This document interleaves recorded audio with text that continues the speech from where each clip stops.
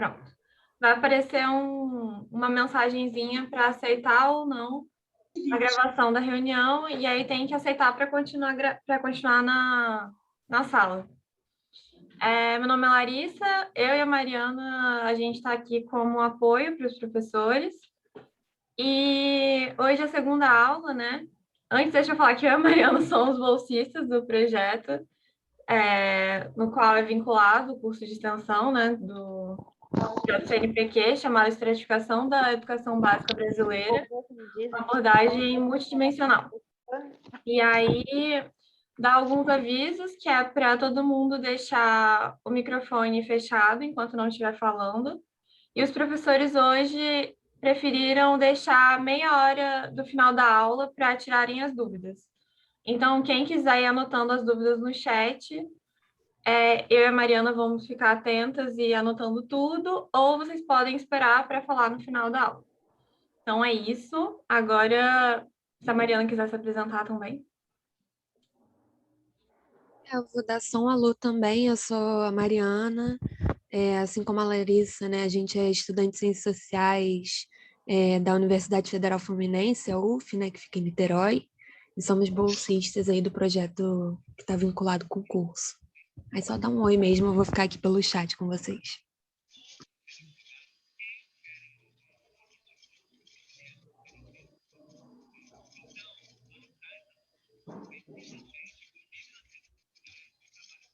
Larissa e Mariana, quando tiverem um microfone aberto, peço para vocês, já que a gente pediu já para fecharem, qualquer coisa vocês fecharem, tá? Os microfones. E aí, Adriane e Eduardo, com vocês.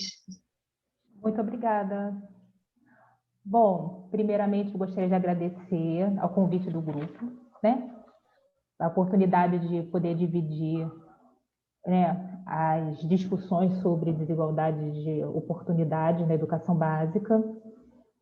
Uma boa noite a todos vocês, espero que vocês aproveitem e possamos ter um espaço enriquecedor essa noite.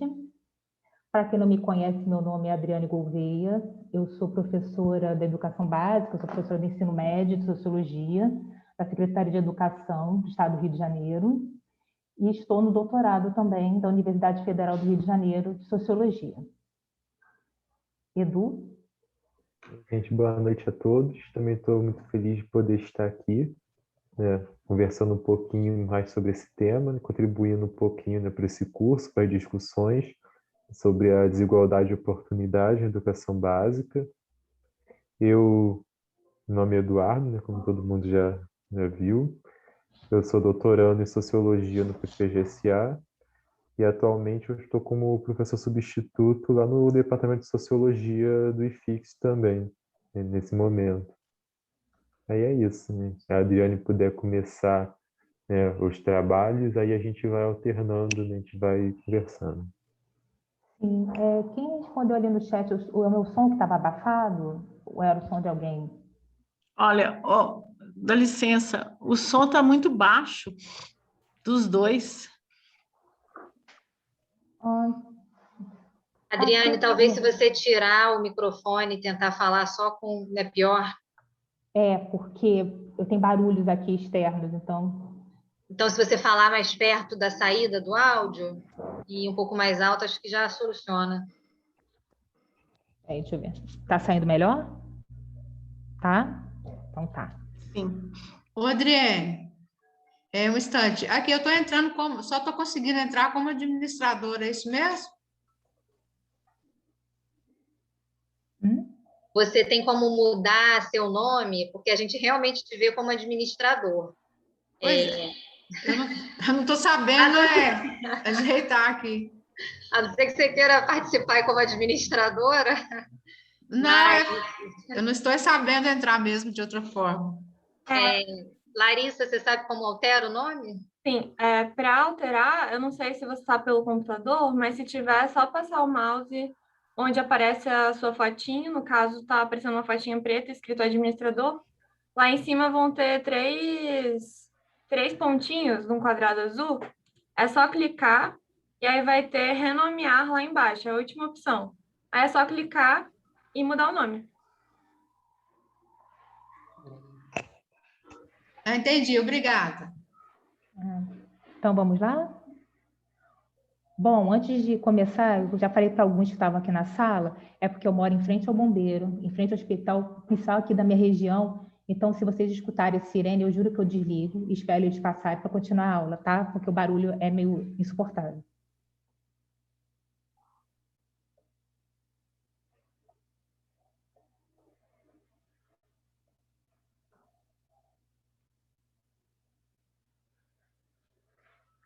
Bom, gente, o tema da aula de hoje fala sobre a expansão das oportunidades educacionais através de um ponto de vista histórico, né? O que significa isso, né? Nós vamos falar sobre a expansão do nosso sistema com foco na educação básica e entender, a grosso modo, como os diferentes grupos vivenciaram a trajetória dentro desse sistema, tá bom? Nossos principais objetivos da aula de hoje são discutir as transformações da educação básica no Brasil, a partir da promulgação da Constituição Federal de 88 e da LDB, né, de 1996, são dois marcos importantes. Apresentar as características e os resultados desse processo de expansão, analisar as possibilidades para a melhoria da eficiência, qualidade e equidade do sistema. Para tanto, nós optamos, eu e Eduardo, por trabalhar com um texto chamado Evolução e Desigualdade na Educação Brasileira, de Jorge Abraão de Castro. Contudo, quando nós fomos elaborar as aulas, nós chegamos à conclusão que nós deveríamos trabalhar com os dados mais atualizados. Por quê? Porque esse texto de 2009, apesar de ter discussões bem interessantes, já se passaram pelo menos 12 anos, né, da produção desse artigo. Então, o que nós decidimos? Nós optamos por atualizar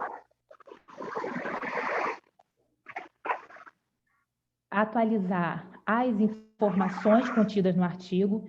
Então, os dados ou as variáveis que vão aparecer, né, na nossa apresentação não foram escolhas aleatórias, né? São as variáveis que aparecem no trabalho do Jorge e que nós vamos trazer aqui para a discussão na aula de hoje. Antes de começar, eu acho importante a gente fazer algumas considerações sobre a agenda educacional diante das desigualdades sociais, né? Por que a educação constituiu como um principal mecanismo de ordenação das sociedades modernas? Tem algumas explicações para isso, né? Mas eu acho que a mais importante é que nas sociedades modernas, a estrutura social se diferenciou daquela, então, sociedade considerada tradicional. Tem um autor muito clássico, né, na sociologia, né, o Turner, o seu livro, se eu não me engano, Status, posso estar errada, mas eu acho que é esse o nome do livro, ele vai falar que a expansão educacional é uma característica da sociedade moderna, né? Mas como que aconteceu o fortalecimento dessa sociedade? O que nós tínhamos antes dela?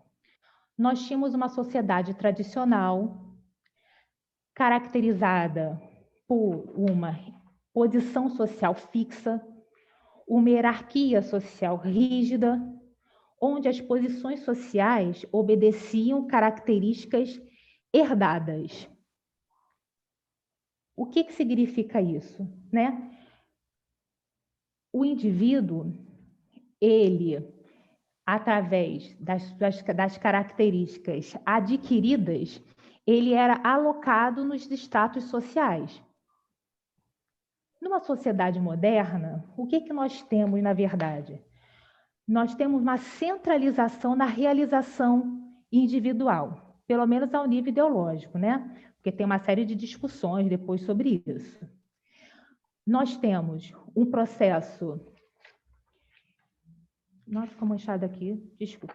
Nós temos um processo de uma força, um peso, né, nas questões da mobilidade social, segundo o talento e a qualificação, independente da posição social da família de origem, da raça, da cor ou do sexo do indivíduo. Por quê?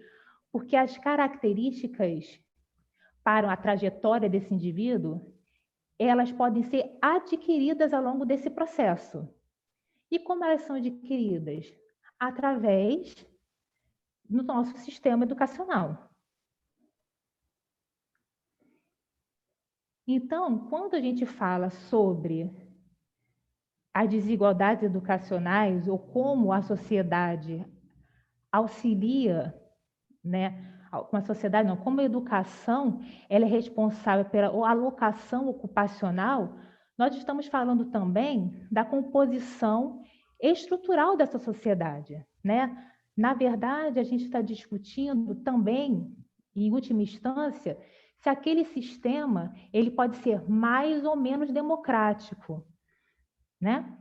E as chances de mobilidade para esses indivíduos, através de quê? Das oportunidades, da igualdade de oportunidades e das oportunidades educacionais que ele tem ao longo da vida. Edu, você quer falar sobre a segunda parte? Sim, uma coisa que eu acho que é importante a gente deixar. Tá todo mundo me ouvindo, tá? O som tá saindo bem agora? Como a gente está falando também em desigualdade, em oportunidade, é importante a gente pensar também como que essa instituição educacional ela se consolidou no Brasil, porque a gente tem assim, um processo bastante peculiar quando a gente compara com os nossos vizinhos, né, da América Latina. É que a educação aqui ela foi um processo um pouquinho mais complexo, que eu acho que até hoje o como essas instituições se consolidaram no Brasil explica um pouquinho também essa desigualdade que a gente ainda persiste dentro do nosso sistema. Quando a gente olha um país que já entrou no século XX, com praticamente, sei lá, 70% da população analfabeta, com um abismo muito grande entre as elites da sociedade e o resto da população, a gente entende que com um pouco mais de 100 anos a gente chegou até aqui onde a gente está, né? Daquela educação voltada para os valores morais, voltadas para a catequese. Né? Vou fazer rapidamente, não vou demorar muito nisso não. Né? Quando a gente olha lá para trás, como os filhos da elite, principalmente, iam para fora do Brasil estudar no ensino superior por causa do nosso atraso em adotar universidades aqui, pela proibição colonial. Os colégios jesuítas das primeiras letras, que educavam uma parte muito reduzida da nossa sociedade também. O Império, que quase nas portas do século XX não permitia que negros frequentassem a educação básica. É só em 1857 que os negros vão ter acesso à escola. Quando a gente olha lá o regulamento da educação profissional, era aquela educação voltada para os chamados desvalidos também. A educação normal para a formação de professores, preocupado mais com uma questão de comportamentos morais, né, de proceder, do que a própria questão do conhecimento científico. Então, a gente vai ver só lá na era Vargas algum esforço da gente ter um Ministério da Educação, né, Educação e Saúde, que foi criado, e a formação de um sistema educacional mais próximo do que a gente conhece. Então, a gente ainda tem um atraso histórico muito grande, né, nessa área.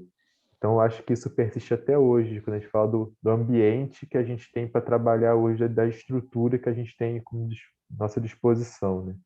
E aí, Adriane, agora que você vai poder voltar para você, quando a gente falar desse valor que a educação tem, a gente precisa também entender como que historicamente te construiu essa categoria de educação no Brasil. Como historicamente a sociedade brasileira valoriza ou não a educação, né? Sim. Bom, apesar do reconhecimento da educação como um valor central, né, nos processos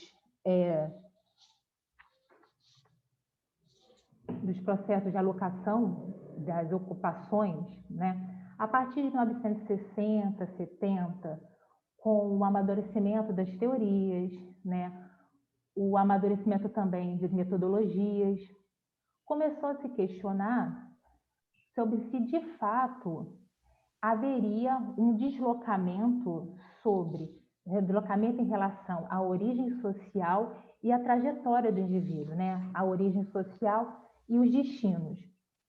E o que eles chamaram, o que esses autores, né, trouxeram? Eles falaram que, apesar desse reconhecimento do processo educacional, né, como um mecanismo central, a origem social ainda apresentava um poder explicativo sobre o alcance ocupacional.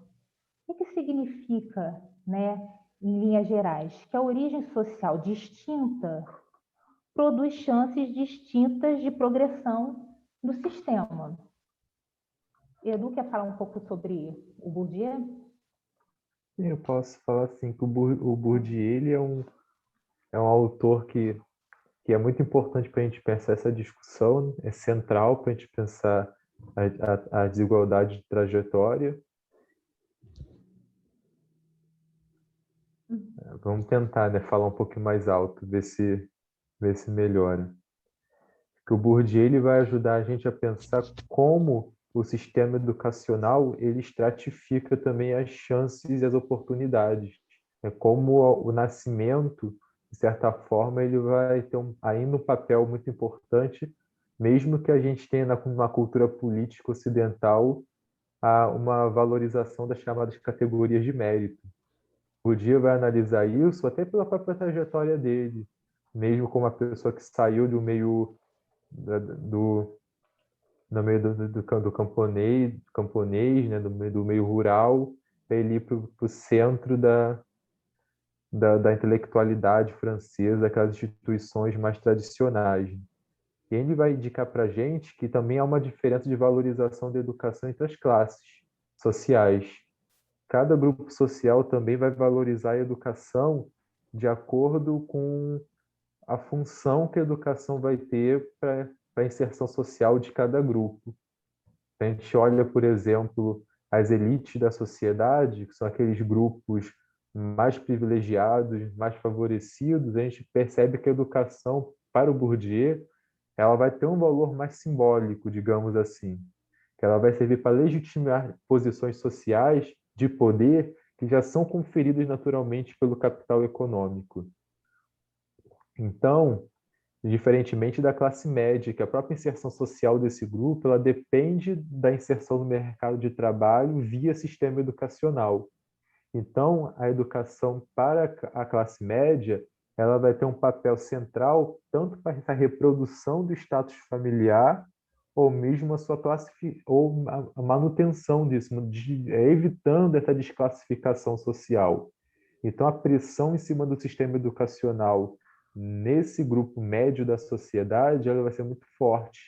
Enquanto a gente tem no outro extremo as classes populares, que tem na educação uma relação mais complicada, que o próprio prolongamento da escolarização ele é visto como um investimento de alto risco.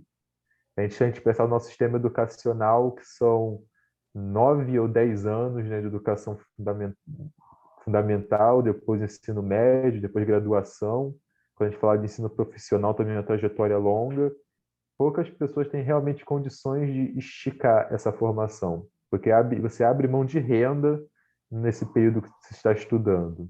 Isso sem contar aqueles que conciliam trabalho com estudo, que é uma outra questão também. Eu tô aqui ouvindo pensando em comida.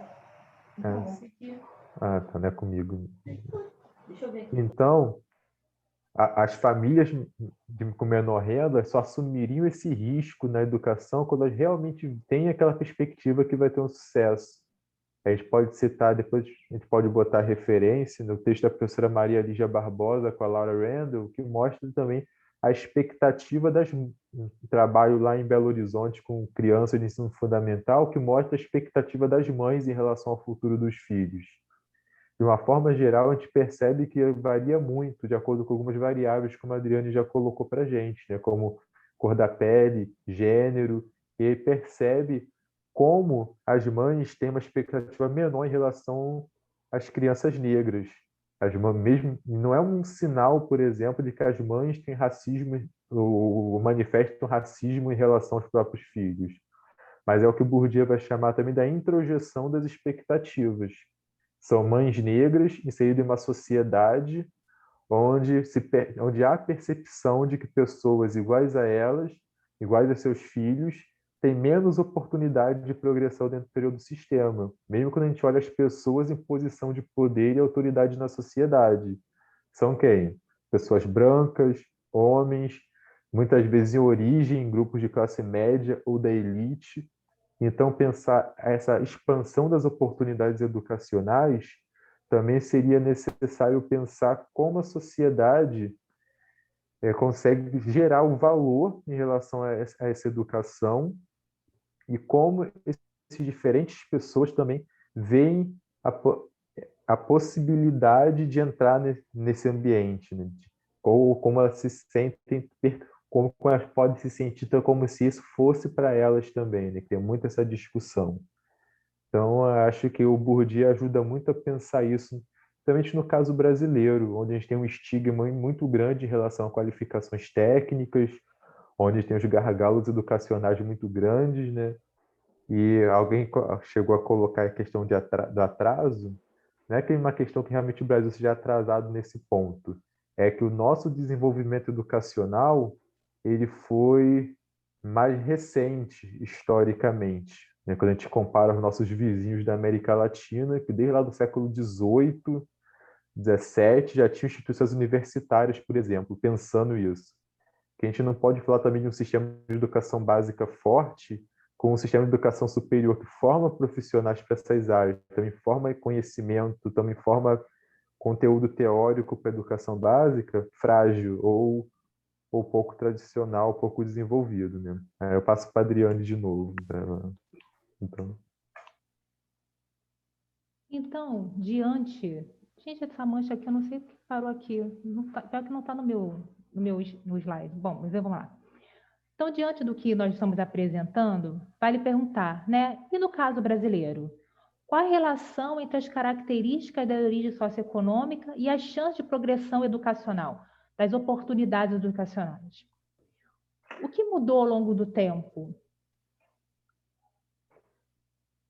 Como nós podemos pensar a nossa educação, nossa expansão educacional, né? Nelson do Valle, ele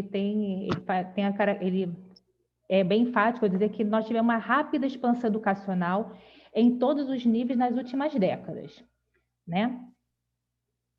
Ao contrário, por exemplo, da década de 80, que foi uma década muito problemática, especialmente alguns países da América Latina, incluindo o Brasil, que não tiveram taxas muito pífias de crescimento. A partir da década de 90, nós deslanchamos, né?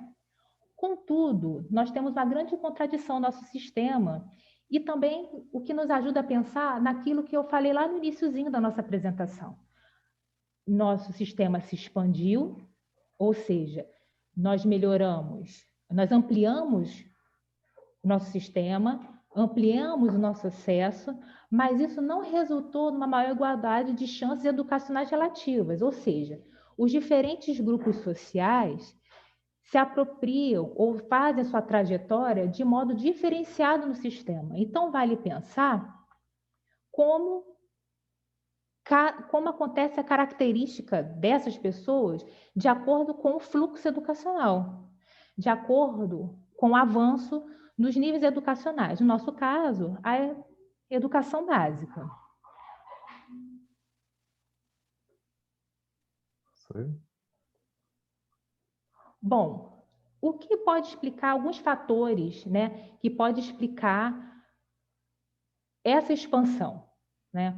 O Nelson cita a estabilização da economia, a acentuada redução da fecundidade nas famílias brasileiras, porque nos anos 60 e 70 a dinâmica demográfica representava um desafio para as políticas educacionais, e a generalização de programas destinados à melhoria de qualidade do ensino, como, por exemplo, políticas para a distorção de fluxo. Eunice Durand também cita algumas características que auxiliaram nessa expansão, né? A alteração no sistema produtivo, com ênfase na inovação tecnológica, e ampliação das burocracias, tanto pública quanto privada, que necessitavam, né, de um domínio de conhecimento que dependia das informações fornecidas por os estados superiores, por os ensinos superiores. Quer falar alguma coisa, Edu? Eu acho esse ponto da questão demográfica, eu acho que é bem importante a gente destacar, né? Que quando você diminui também a pressão sobre o sistema, você tem como também dar um, eu ia falar improvement, mas você dá assim, uma expansão, né, no atendimento às crianças mesmo, né? Na prática, você barateia também os custos do sistema. Isso aí eu acho que também foi muito importante nos anos 90, quando a gente começa a ter também um número menor de crianças também demandando acesso à educação. A gente vai percebendo cada vez mais isso também em relação ao ensino médio, né? Essa questão demográfica diminuindo, a gente tem um aumento relativo, esse aumento importante também do acesso ao ensino médio nos últimos anos devido a isso também, né? Até por um aumento maior de renda na sociedade, as crianças, os adolescentes, eles conseguem também estender um pouco mais essa escolarização. Como a gente vai falar daqui a pouquinho, ainda tem um contingente expressivo que deixa a educação para entrar no mercado de trabalho. Essas mudanças econômicas dos anos 90, associada com essa dinâmica populacional, foi muito importante para a gente atingir essa massificação da educação básica também.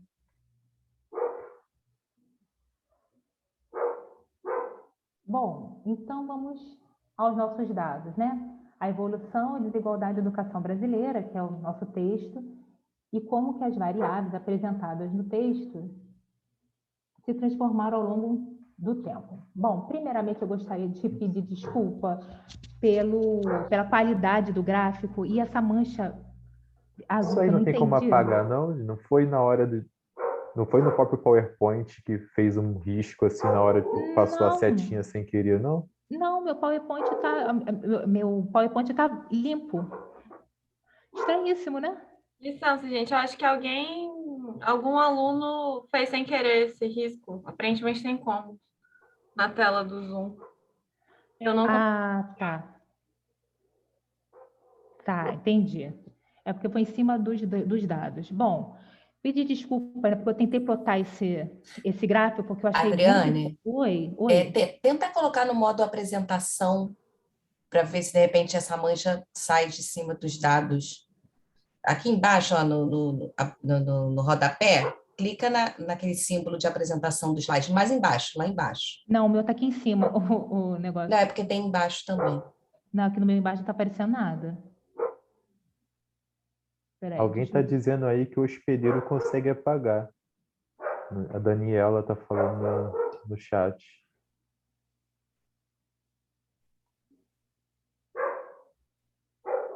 Acho que o F5 resolve, Adriana. F5? Mas acho que o F5 a volta lá do primeiro slide. Aí só... Não, mas de boa, é só voltar. Tá, peraí. Deixa eu ver. Apertei. Não mudou. Ó, ainda estava manchinha aqui. Vamos esquentar na tela. Pessoal. Oi. É porque eu dou aula utilizando o Zoom. Você vai aí em cima em View Options. Aí você... Agora foi, abriu. Aí o que acontece? Você pode vir aqui, você vai em Annotate, tem umas ferramentas para você mudar. Aqui, ó, Annotate.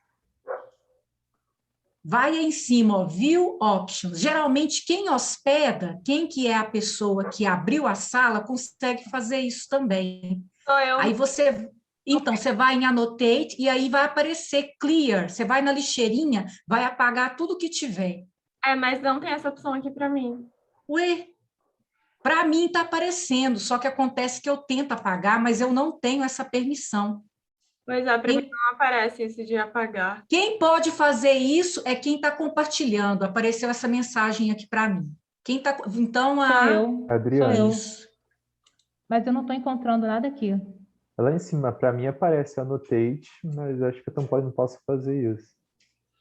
Gente, desculpa, não sei se é uma solução mais rápida parar o compartilhamento e fazer ele de novo. Tá, peraí. Ok. Vou tentar novamente. Desculpa, gente. Tudo bem.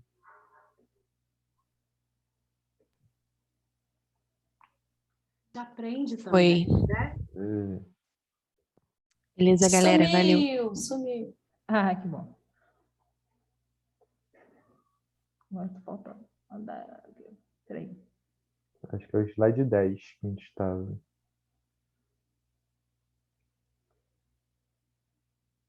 Ai, Deus. Pior que eu não estou conseguindo sair daqui agora, ó. Da ESC, Adriana, eu acho que você volta para aquele sem ser modo apresentação e aí você consegue fazer como você estava indo antes. Vamos de novo. Eu acho que você apertando Alt F5, você consegue estender a partir do slide que você parou. Ah, agora sim. Oi? Obrigada. Ah, E desculpa o incômodo. Vamos lá, gente. Vamos lá. Bom, o primeiro dado que aparece no texto do Abraão fala sobre a evolução dos anos de estudo, né? Eu achei esse gráfico aqui, que foi distribuído, né, publicado pela ONG Todos pela Educação, eu achei muito interessante, porque ele está comparando os anos de estudos geral e com algumas variáveis que, historicamente, auxiliam na desigualdade persistente do nosso campo. Então, se vocês olharem, por exemplo, a primeira linha, né, que fala sobre os anos de estudos gerais, né, o total, como que o brasileiro está estudando mais, né? E observe que ele alcançou 11,6 anos. Então, em linhas gerais, ele está muito próximo a alcançar 12 anos de estudo, que está correspondendo ao somatório, né, do ensino fundamental e ensino médio. Contudo, se nós olharmos a variáveis pretos, a região de menor escolaridade Nordeste, os pobres e aqueles cidadãos que estão na zona rural, nós vamos encontrar, ainda que eles estão abaixo do cálculo médio dos anos da população brasileira.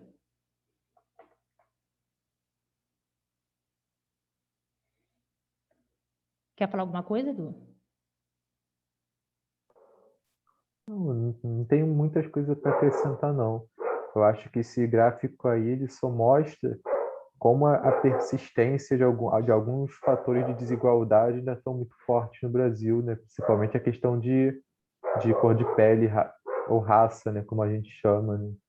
Lembra um pouquinho a própria pesquisa que o IBGE lançou em 2019, desigualdades por cor ou raça, que mostra como pretos e pardos são a maioria entre aqueles com nível educacional, né, menor acesso à educação, e como também nas profissões também, né, nos cargos com menores remunerações também. A gente vai falar, alguém perguntou da definição de pobres, né, que a gente está usando. Talvez pobre fosse aquela categoria lá do IBGE das classes, né? Acho que talvez, provavelmente deve ser essa. Na verdade, eles não classificam como pobre, né? Tem aquela classificação por classes sociais lá, até tantos salários mínimos, né? Pobre, a gente lembra muito aquela classificação mais sociológica, acho que o Zimmel, por exemplo, dava, né? Pobre é aquele que não consegue arcar com as suas necessidades mais básicas. É uma definição assim, mais sociológica. Mas especificamente nesse gráfico aí, eu pelo menos eu não sei exatamente se a Adriane tem essa informação. Não, na verdade, eles trabalham com a pesquisa, né, que eles retiraram do IBGE, eles falam com os quintis, né, os quartis, aliás, da população, né. Eu acho que o pobre aqui são o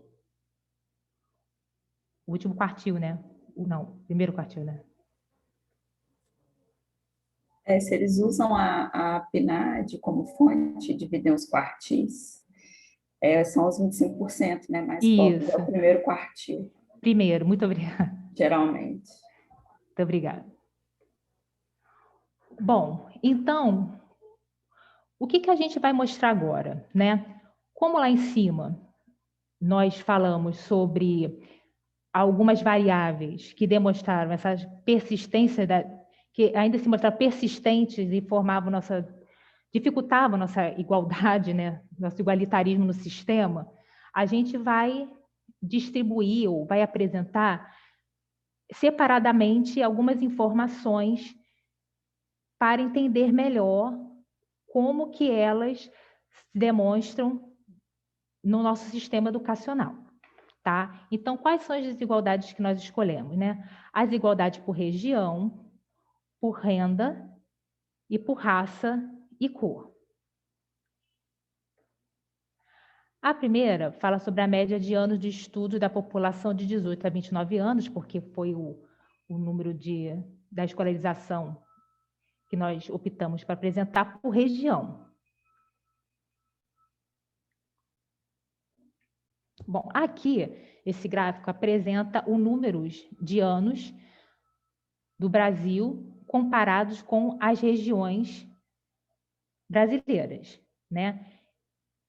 Então, aqui a gente dá para perceber que a região Nordeste é ainda a região que apresenta o maior déficit em relação aos estudos, aos anos, a média dos anos, as médias dos anos estudados da população de 18 a 29 anos, tá?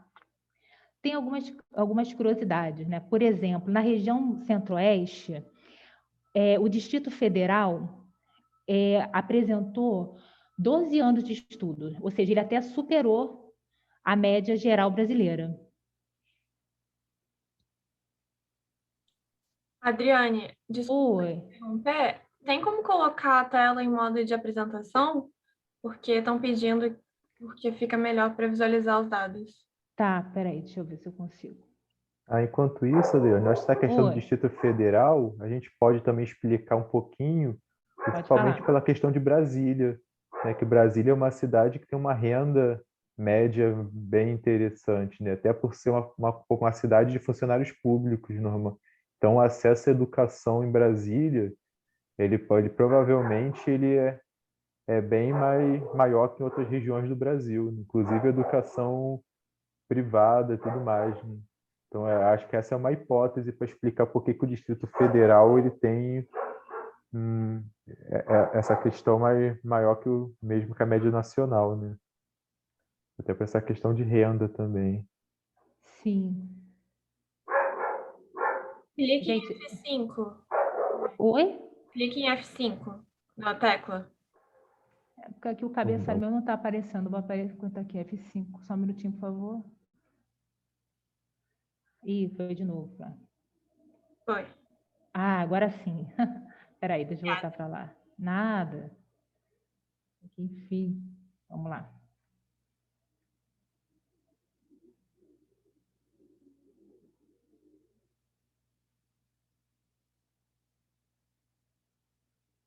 Melhorou, gente? Sim. Obrigada. Sim. Tá. Bom, vamos continuar aqui.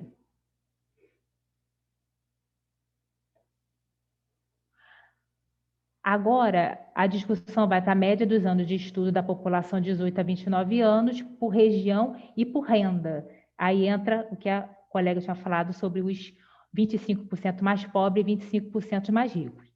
Aí, mais uma vez, a gente percebe o peso da renda na média dos anos de estudo do brasileiro, né? Em todas as regiões, os mais ricos possuem chances maiores relativas, né? Tem mais anos de estudo.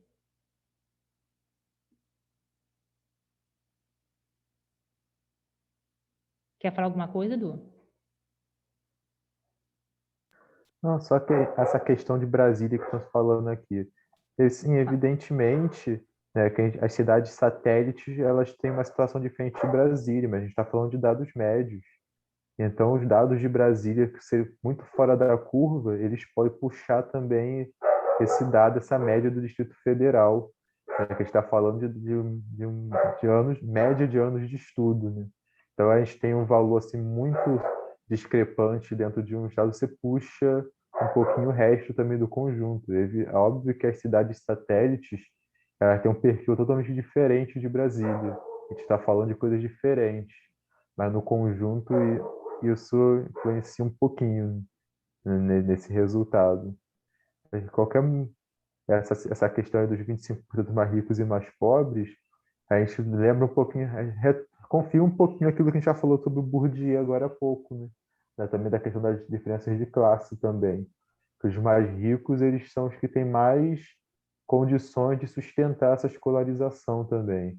E quando a gente está falando disso aí, a gente também está falando de média também, de valores médios. Então a gente percebe muito essa desigualdade aí também nesse sentido, né? Que os mais ricos, eles, ao longo do tempo, eles ampliam bastante a sua participação, até também pela questão demográfica também, né? Não tem muito tempo, mas já falando de dados médios, então você diminui um pouquinho essa questão demográfica, te aumenta um pouquinho essas médias, né? Então a gente tem uma evidência muito grande disso.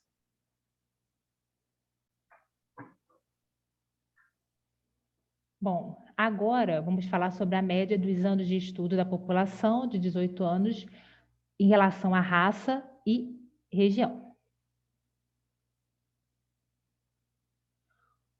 O que nós temos aqui, né? Mais uma vez, o peso da cor, da influência dos anos de estudo, né?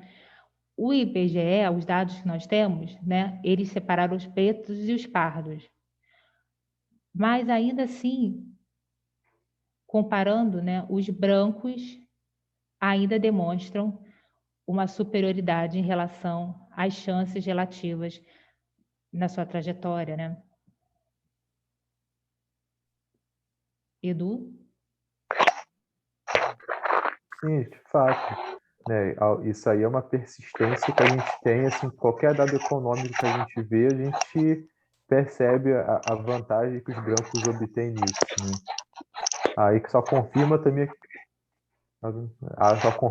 aqueles outros dados lá do IBGE sobre o mercado de trabalho também.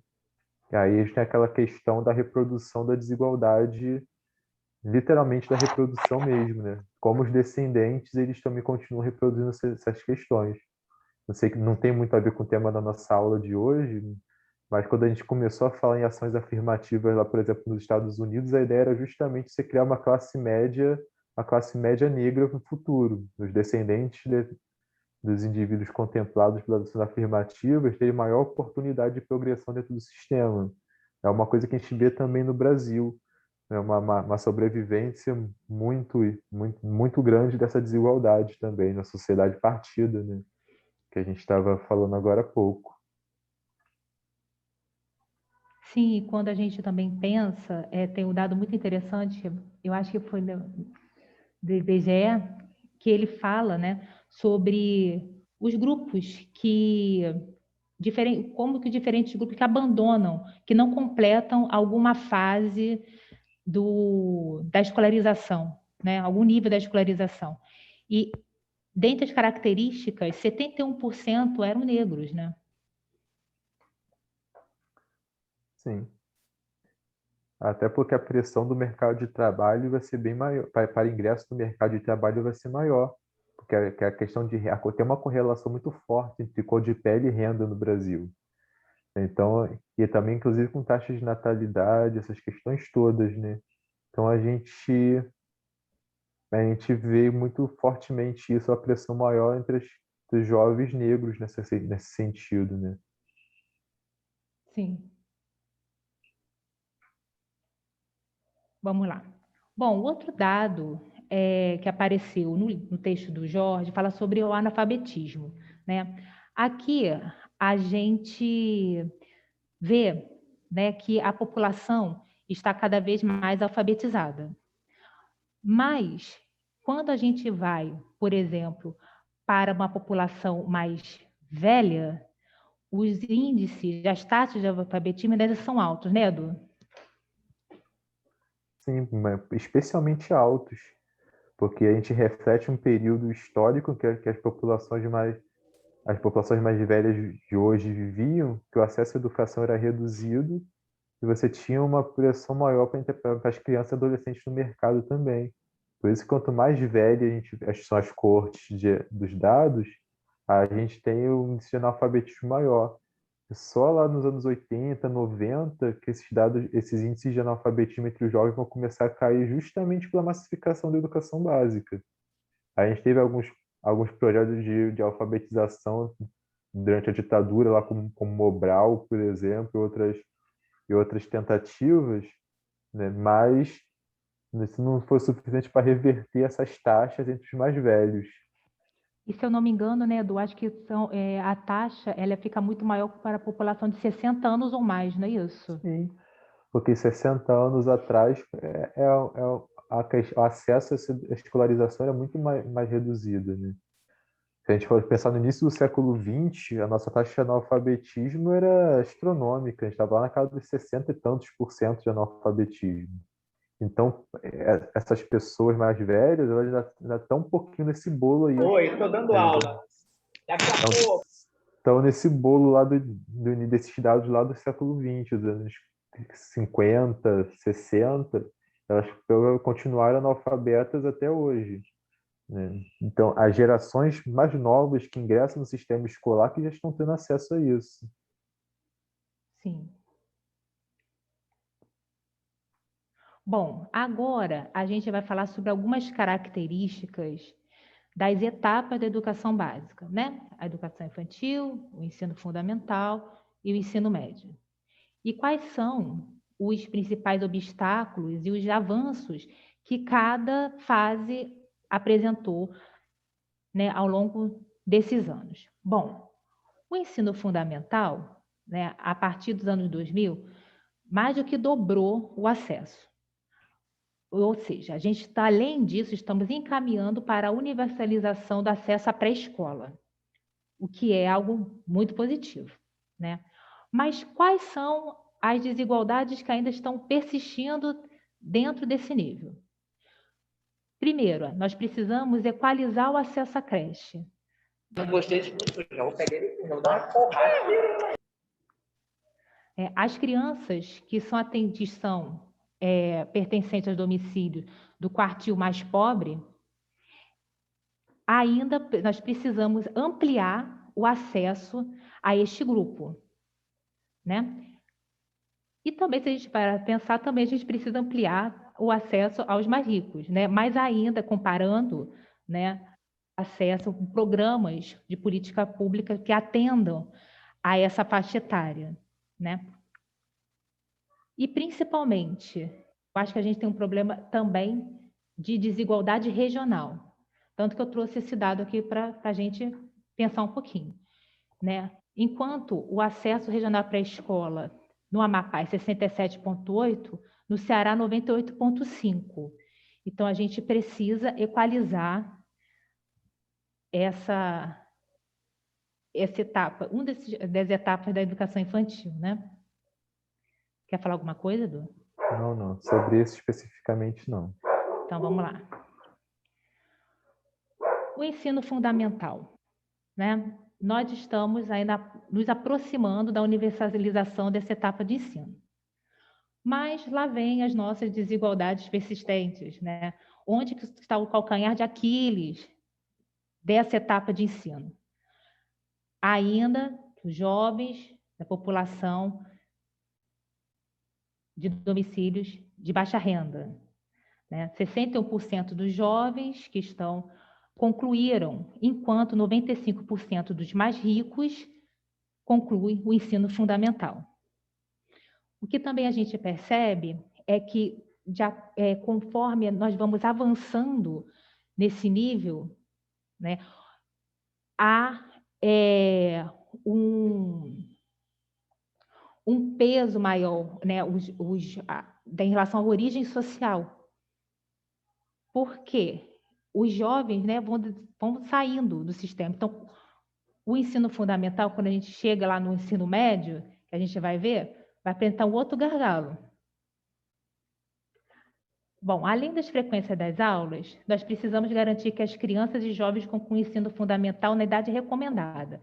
O que a gente tem, né, de forma bem acentuada, é uma distorção entre série e escola. Ele vai ganhando contornos crescentes em relação ao ensino fundamental e a passagem do fluxo para o ensino médio. Além disso, a gente também tem uma relação de região, não região, né, de campo, né, o campo urbano e o campo rural. Campo rural, né? O meio urbano e o meio rural. A gente precisa ampliar o atendimento da educação fundamental. E isso, aqui vale a pena uma discussão também sobre o papel dos municípios, né? A nossa Constituição, quando ela reconhece, né, o município como ente federativo e a coparticipação, sobre a importância que os municípios brasileiros possuem, porque eles são os responsáveis, lógico, não é só eles, né, mas eles são responsáveis pela manutenção desse nível, dessa etapa de estudo. E a gente sabe sobre as desigualdades que compõem os municípios brasileiros. Então, não é uma discussão fácil, né? Passa também pela necessidade de se pensar a responsabilidade de cada ente federativo, mas é uma discussão para agora, né? Aqui está as características do ensino. Nem perguntei, Edu, você quer falar alguma coisa da educação fundamental?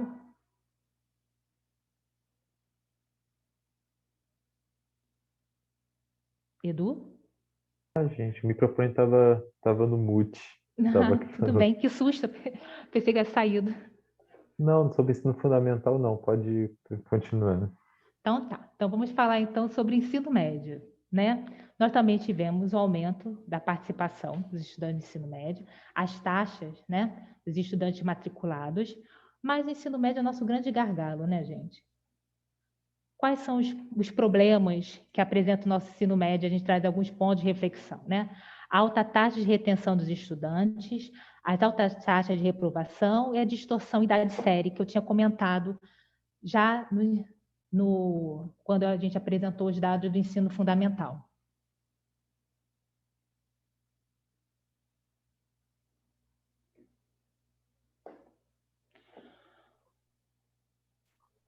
Onde encontramos os principais problemas do ensino médio e que nós precisamos superar, mais uma vez, dos mais pobres, né? Enquanto 61% dos alunos pertencentes aos quintis mais pobres, dos quartis mais pobres, né, essa proporção é de 90% dos mais ricos. Então, mais uma vez, as chances relativas para, né, sobre as características econômicas, vamos dizer assim, da população, se faz presente, né? Além disso, a gente tem um problema muito sério sobre a taxa de conclusão para aqueles que estão, né? Por quê? Porque 61% mais pobre entra, 51% se forma. Enquanto isso, 88% dos mais ricos ascendem ou saem, né, do sistema, concluem a educação básica. Aí também tem uma questão muito forte também da motivação dos estudantes também, né? Com isso, a gente não quer relativizar a desigualdade nem nada do tipo.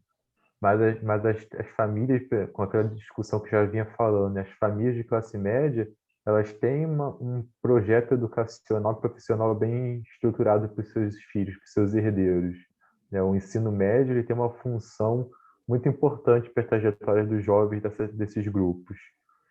Para o jovem dos quartis mais pobres, muitas vezes não tem sentido esse prolongamento da escolaridade, até pelas percepções que eles têm de futuro mesmo, né? Que isso é um ponto importante. Qual a perspectiva que que enfrentar os 3 anos de ensino médio também vão garantir. E a pressão no mercado de trabalho acaba sendo mais forte que isso também, que essa ideia da persistência. Quais são os destinos sociais esperados para ele após o término do ensino médio? Porque aí, se a gente olhar, por exemplo, os dados do Enem, e quem é que faz a inscrição no Enem? São percentuais altos, tanto em escolas públicas quanto em escolas privadas, mas a escola privada está sempre lá nos 96%, 97% dos estudantes que se inscrevem no Enem. Entre as públicas, lá na faixa dos 60 e pouco, 70, muitas vezes. A gente sabe que o objetivo do ensino médio não é entrar na universidade, mas ele foi instrumentalizado dessa forma, em grande medida, no caso brasileiro. Então, a gente já percebe aí um indicador de desigualdade muito forte também. E a própria passagem, né, se a gente olhar lá do primeiro para o segundo ano, com certeza a gente já perde um monte, né? Muitos sequer renovam a matrícula do primeiro para o segundo ano, né, nessa faixa dos 15 e 16 anos. Então, a gente tem um problema aí também de questão de perspectiva. A gente tem aí para ter a forma de ensino médio, novo ensino médio, que aí a gente tem que de fato a gente não sabe se realmente isso toca nessa questão da desigualdade mesmo, né? Até que ponto isso busca resolver essa questão da evasão no ensino médio. Que parece que ele não mexe em outras desigualdades mais profundas. Joga na questão do currículo e na organização dos cursos, que é um debate importante que a gente tem também pela frente, né?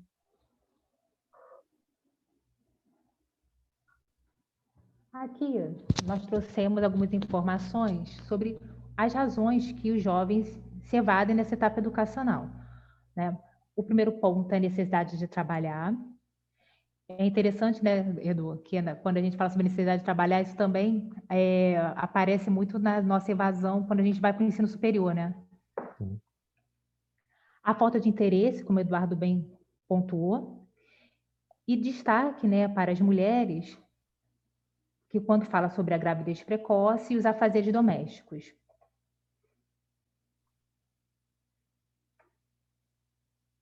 Bom, além dessas características gerais do sistema, um ponto interessante fala sobre os aspectos institucionais. Um dos autores que levantou essa variável foi o Costa Ribeiro, né, em um dos seus trabalhos. E ele fala que a possibilidade de diferentes tipos de escola com diferentes qualidades também implica na estratificação do sistema educacional. E ele mostra, né, que o desempenho acadêmico acaba afirmando, né, que as escolas públicas de ensino fundamental e médio têm alunos com desempenho médio significativamente menor das escolas privadas ou as públicas federais. A gente não vai se alongar muito nessa discussão, porque vocês terão uma aula especificamente sobre isso, né? Que é uma das últimas, que é com a Ana Cristina Oliveira, que ela vai falar sobre esses aspectos das escolas do Rio de Janeiro.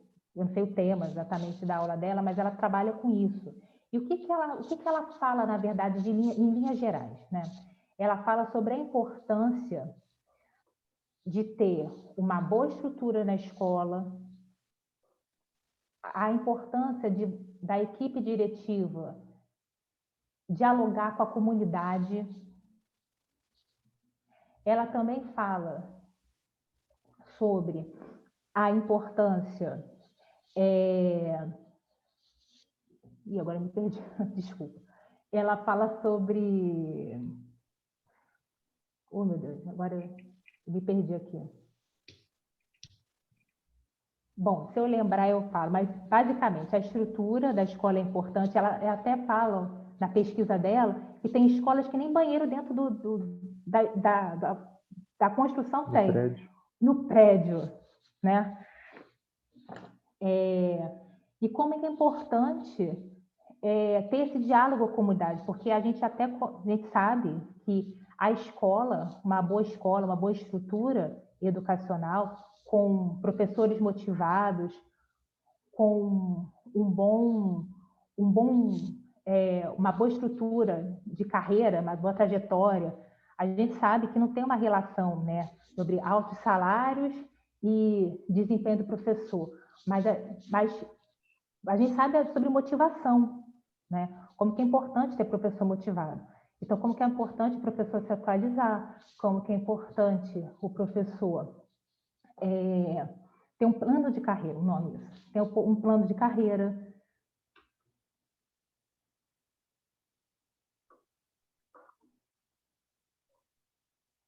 Bom, e aqui as informações foram até do que colocou, né, Edu? Sim. O que a gente percebe é que a escola pública ela assume a maior parte da fatia, né, do atendimento escolar no Brasil, né? Pelo menos na educação básica, principalmente, né? Aí isso que mostra outra faceta da desigualdade no Brasil, né? Quando a gente vai pensar, por exemplo, não é nosso tema hoje especificamente, mas a transição do ensino médio para o superior, a gente percebe aí essa desigualdade.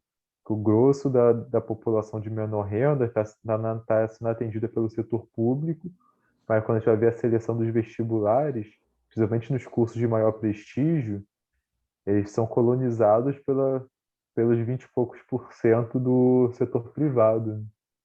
Que aí não tem, a gente não tá falando só de uma questão de qualidade, porque isso é uma questão muito complexa, definir o que é qualidade. Mas o tipo de formação que é oferecida, muitas vezes voltada para esses exames também, que o que a gente entende por qualidade, né, a gente tem lá os indicadores do IDEB também, mas isso é muito, muito complexo, é muita crítica também em relação a esses indicadores, né, para definir o que é uma escola de qualidade ou o que não é, né? Mas isso aí é um debate que vai longe, que hoje a gente não vai entrar nisso, porque senão a gente perde aqui o nosso objetivo.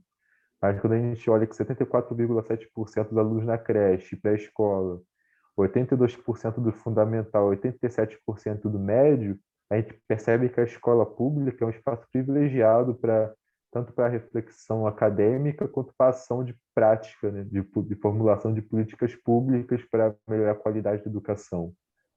Então, a gente percebe que deixar esse mundo inteiro fora do olhar, né, da pesquisa acadêmica, ela reproduz um atraso. Aí sim a gente fala em atraso. Aí eu mesmo falo em atraso aí muito grande.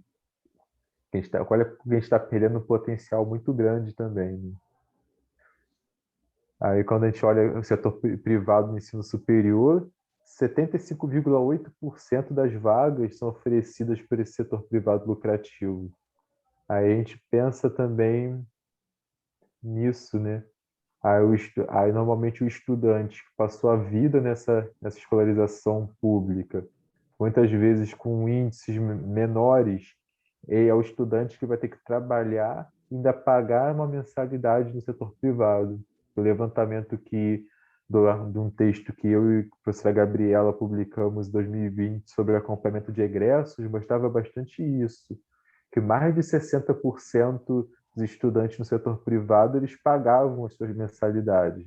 Tem lá ProUni, FIES, tudo isso, mas o grosso são pessoas de menor renda, lá de 2 a 4 salários mínimos, essa renda um pouco menor, ainda pagam seus cursos, né? Então, a gente pensa a desigualdade está aí também, nessa dimensão, né, das transições também. Bom, é isso, gente. Muito obrigada pela paciência. Agora vamos ao debate. Bom, a gente anotou aqui algumas coisas que foram surgindo no chat.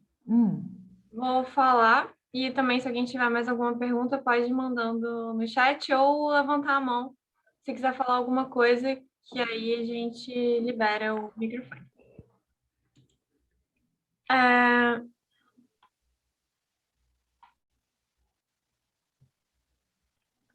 O Nicolas já falou, acho que o Eduardo já respondeu, né, a questão do atraso educacional. A Lorena perguntou como nós, enquanto professores, em contato direto com essas famílias de baixa renda, podemos transformar essa visão expectativa baixa em relação aos estudos por parte dessas famílias de pobres, negros, etc.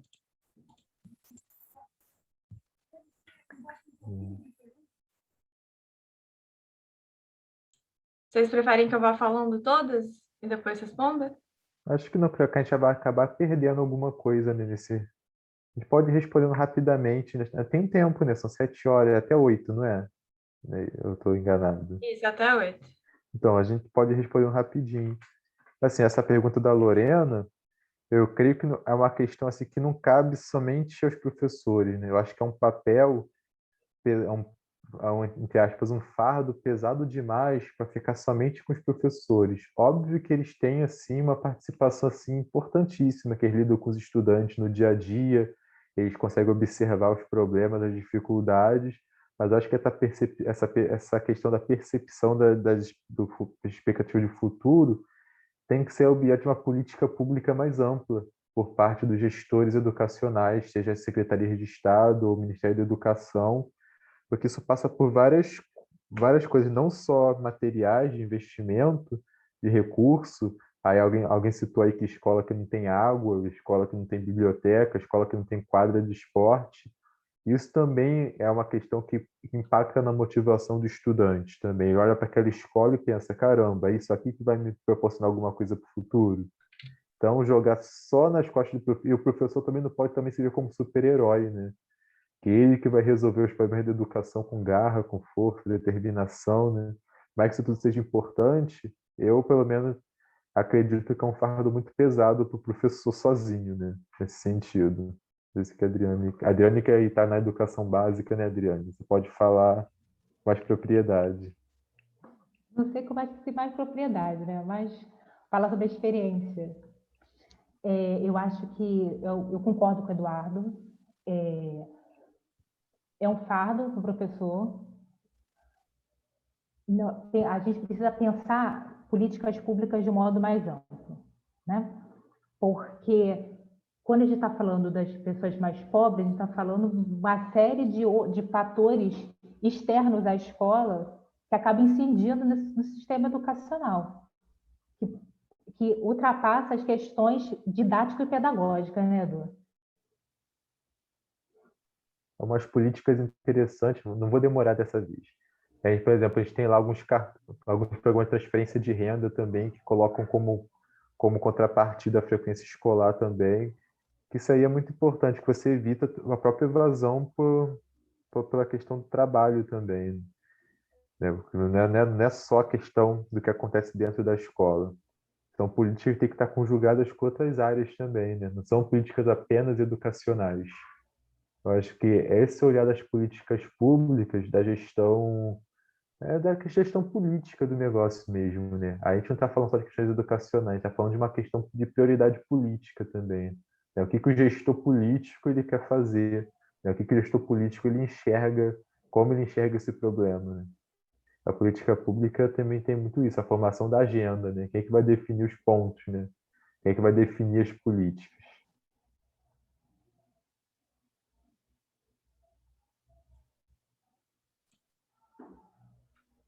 A outra pergunta que a gente tem...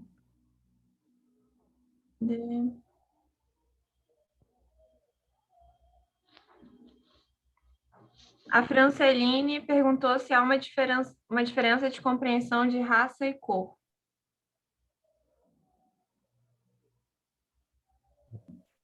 Quer que eu...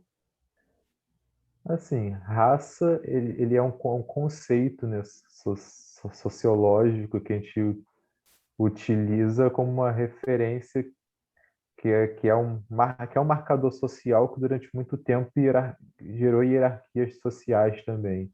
A gente não está falando de uma realidade biológica quando a gente usa o termo raça, né, nos estudos sociológicos. Está indicando mesmo esse papel de estratificação social e de formação de desigualdades.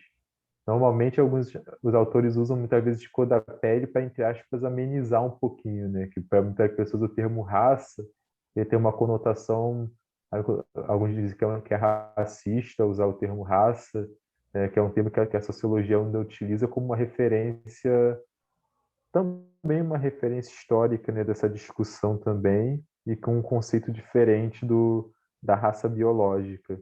Eu acho que a diferença basicamente é essa, né? Cor da pele, a gente está falando de uma característica que a gente chama de adescrita, que é aquela característica de nascimento, que você não escolhe não escolhe nem alcança pelo mérito individual ou pela educação, né? Como diz, sexo biológico, cor da pele, né? Essas questões todas aí.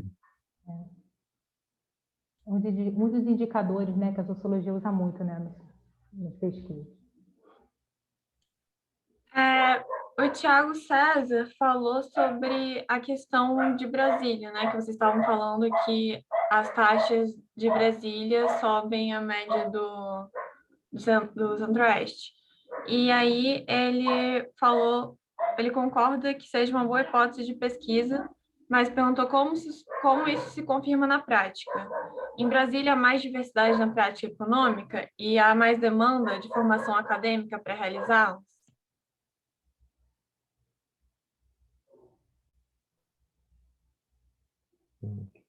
Eu não entendi a pergunta. Assim, eu posso ir falando rapidamente assim, a parte que eu entendi? Aí daqui a pouco a gente volta. Tá.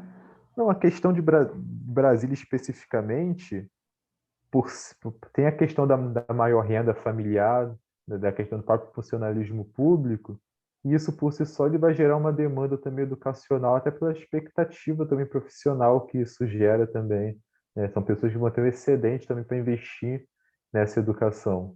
É que a expectativa de reprodução de status familiar aí vai ser muito grande, que é uma hipótese de pesquisa para a gente analisar também, né? Então, em Brasília, a gente vai ter assim várias possibilidades de formação, inclusive, né? Você tem muita demanda por profissionais de áreas mais que exigem mais formação, né? Mais formação escolar, principalmente no setor público. Brasília não é uma grande cidade industrial, né? Como São Paulo, por exemplo, né? Brasília é uma cidade das burocracias, né? Sim. E que exigem um maior nível de conhecimento que sai do ensino superior, né? Sim, tem isso também. O Luiz Serrão falou o seguinte: não consigo parar de pensar que os estudos do Bourdieu partem de análises do ensino superior e com base em extensas análises estatísticas sobre trajetórias familiares e de escolhas profissionais. Replicar esse paradigma de análise para o Brasil não nos faz perder muita capacidade de análise? Com um mercado formal menor do que o informal, que tipo de viés está sendo adotado nas análises? Da área educacional... Só um minuto que tem alguém.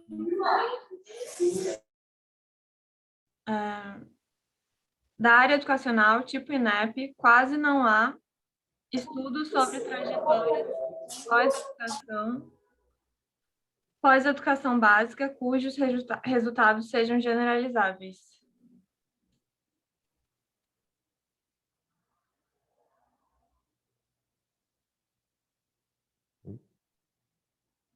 Querem que eu repita? Por favor.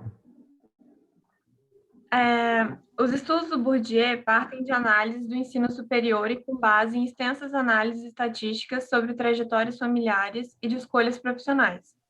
Replicar esse paradigma de análise para o Brasil não nos faz perder muita capacidade de análise? Com um mercado formal menor do que o informal, que tipo de viés está sendo adotado nas análises? Da área educacional, tipo INEP, quase não há estudos sobre trajetórias pós-educação básica cujos resultados sejam generalizáveis.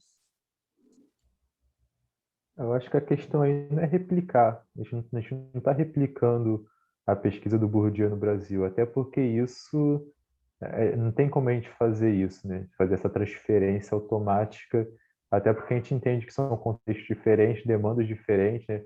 E sociedades também distintas também.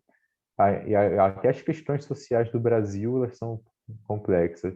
A teoria do Bourdieu ela serve como referencial para a gente balizar análises nacionais, né, digamos assim. O Bourdieu ele é muito importante, principalmente nesse debate sobre a valorização da educação e sobre os instrumentos de como o sistema de ensino ele reproduz as desigualdades.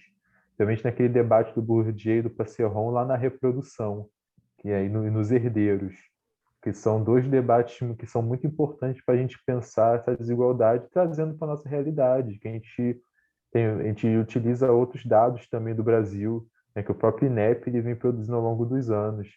E os estudos do INEP, é difícil a gente também fazer generalizações, porque a gente tem uma heterogeneidade muito grande também nacional. Mesmo quando a gente pega banco de dados globais, por exemplo, como os resultados do ENAD, né, para a gente usar só um exemplo, a gente tem lá um retrato dos concluintes do Brasil, mas dentro disso a gente tem muita variação entre regiões, entre cursos, então fazer generalizações teóricas sobre o Brasil, sobre educação, ela é um desafio muito grande para a gente, né? A gente não tem como... O cenário educacional brasileiro.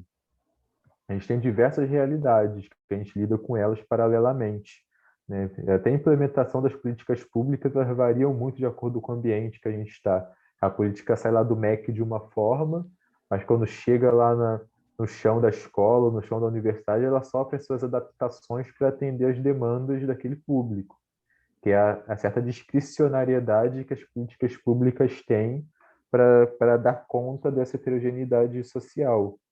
Então, eu acho que a gente não tem como fazer grandes generalizações em alguns pontos.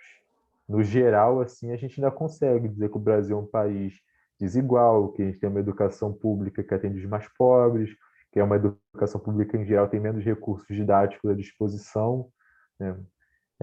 Só para terminar, Adriana, já que passo para você, que a professora Maria Lígia Barbosa, lá em 2010, junto com a Maria Josefina Santana, elas publicaram um artigo sobre a valorização da escola, que elas mostram que mesmo entre a rede pública tem desigualdade, até a mesma rede pública de ensino. Professores mais experientes, por exemplo, tendem a ser colocados em escolas, entre aspas, melhor situadas dentro do mapa geográfico da cidade, né? Escolas, é diferente uma escola em Santa Cruz e uma escola pública lá em Botafogo. Inclusive, há evidência até de recursos didáticos, pedagógicos, professores mais experientes não estão nas escolas mais pobres, né? Nas escolas dentro das comunidades, por exemplo. Então, é uma questão muito forte, né? Então, muitas complicações para a gente avaliar. Pronto, agora fiquei quieto.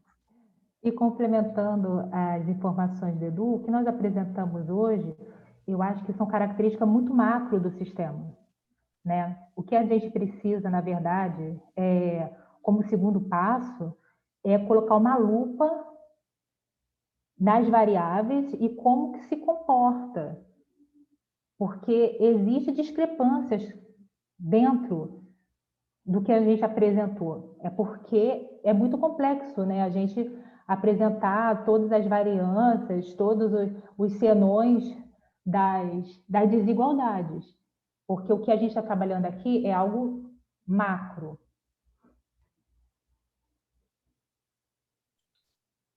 Obrigada, gente. Agora o Gilmar. Qual o papel do novo ensino médio na equidade da educação? E aí, junto com isso, eu já vou juntar com a pergunta da Antonieta, porque também fala sobre o novo ensino médio. A perspectiva da formação profissional no novo ensino médio pode ser importante para diminuir a evasão escolar?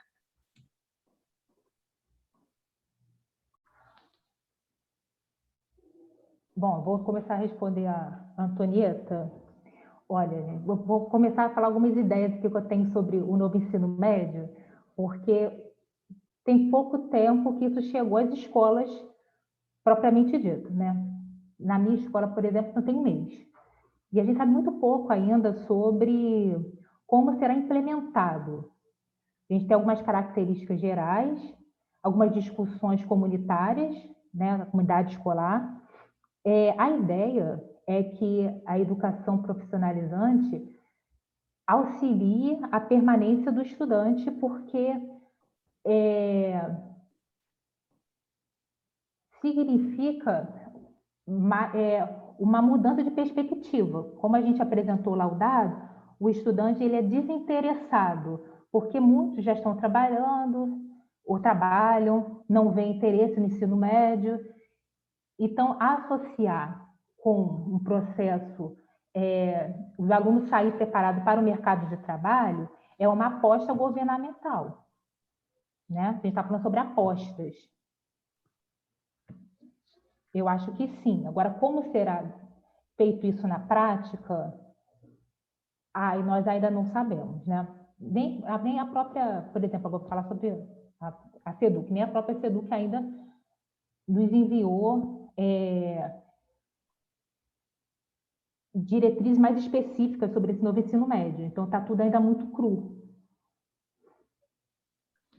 Essa questão do novo ensino médio, quando a gente pensa em equidade, ele é mais complicado, porque tem várias questões aí de desigualdade de redes públicas e privadas.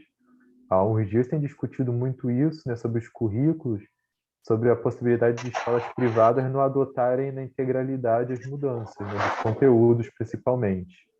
Quando a gente for pensar qual vai ser o critério, por exemplo, do Enem, da seleção para as universidades, para o ensino superior, né? Será que isso vai impactar nas chances dos estudantes das escolas públicas que vão ter que adotar compulsoriamente a reforma? Né? E como isso vai funcionar também nessa questão dos conteúdos práticos, né? Para o vestibular, por exemplo. No Brasil, a gente sabe que esse aí é um grande marcador de desigualdades sociais, né? Que a gente sabe até por dados, por exemplo, do IBGE, que a pessoa que tem ensino superior no Brasil ela tem um ganho salarial maior do que aquelas que não têm.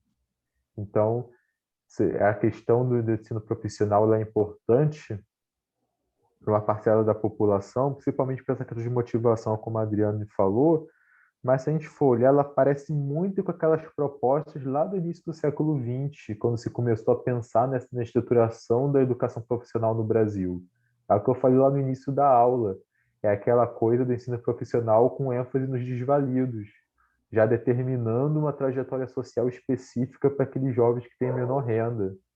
Então, a gente está falando em equidade, a gente está falando que escolha também. Qual é a possibilidade de escolha? A gente vai ter lá, por exemplo, Raymond Boudon falando que as pessoas escolhem racionalmente, né, como contornar essa desigualdade para chegar aos seus objetivos. Mas se a gente olhar para a nossa realidade, será que o jovem pobre ele vai ter a mesma possibilidade de escolha? Isso já não tem no sistema atual. Se a gente for pensar numa reforma para aumentar a equidade, até que ponto isso vai... Será que as escolas particulares vão adotar esse sistema também? É uma questão que fica. Como isso vai ser implementado nas diferentes redes? Né? A formação profissional é evidente que é importante. Todo país precisa de mão de obra técnica qualificada. Mas isso não pode ser um destino lá reservado aos mais pobres. Acho que esse Alison Wolff, né, lá de 2001, tem lá um livro que ela discute muito essa questão de formação técnica, que ela mostra que nem é uma autora brasileira, para você ver como isso é geral. A educação profissional é muito boa, mas não para os meus filhos. É muito boa, mas para o filho dos pobres. Enquanto meu filho de classe média, ele tem que estudar, fazer o ensino superior, ser doutor, né? Ainda tem no Brasil isso é muito forte ainda, né? Então a gente tem que ver como isso vai refletir também nas possibilidades de trajetória e de progressão dentro desse sistema. Acho que daqui a alguns anos a gente vai ver isso refletido no ensino superior, né? Vai ser uma das formas de avaliar o impacto dessa reforma do ensino médio. Será que esse pessoal de fato vai conseguir emprego? Se vem disso como uma panaceia salvadora, né?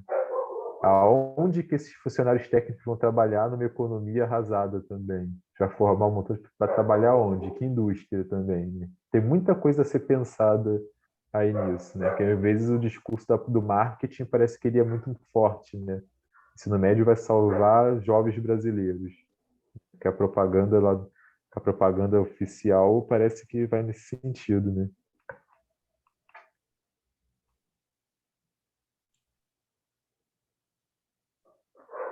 Franceline falou: vocês disseram que a expansão dos sistemas educativos não resultou em uma maior igualdade de chances.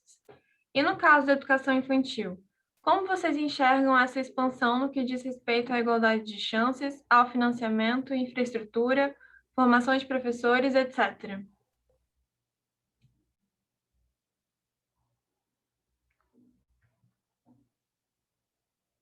Bom, para explicar um pouco sobre essa expansão, tem alguns autores da sociologia.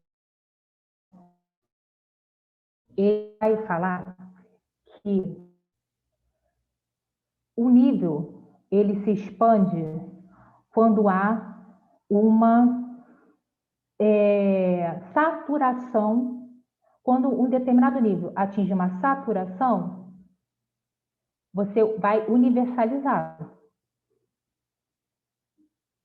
As chances relativas, ou seja, né, não está pesando mais nos primeiros níveis de ensino. Isso já não é um problema. Então, você está universalizando esse processo.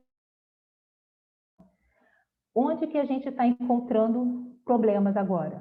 Na próxima, no ensino fundamental. Então, quando a gente fala sobre essa universalização, a gente está discutindo